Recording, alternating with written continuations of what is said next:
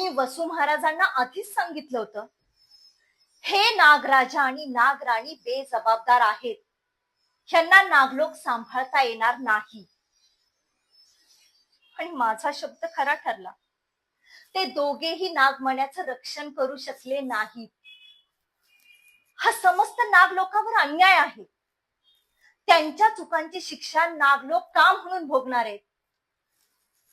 नागमणी सुद्धा गेला आणि ते दोघेही जिवंत नाहीयेत. महाराज नागलोकाचं अस्तित्व पणाला लागलंय. महाराज, आता वेळ आलीये. या नीराला या नागलोकाची नागराणी म्हणून घोषित करा. संपूर्ण नागलोकाचा पाठिंबा असेल मला. मी आणि माझा पुत्र सत्या, आम्ही दोघे मिळून या नागलोकाचा कारभार सांभाळू. आमचं स्वप्नच होतं ते. तो मुकुट आमच्या माथ्यावर असेल. आम्ही तिथे दरबारात बसून नागलोक सांभाळू, आदेश काढू. नागलोकातील सगळे लोक आनंदी असतील. अमृता,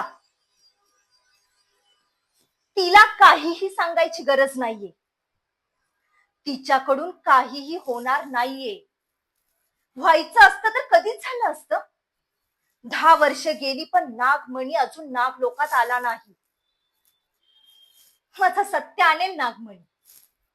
हो, माझा सत्य आणेल नागमणी. तो मुकुट आता मला हवाय.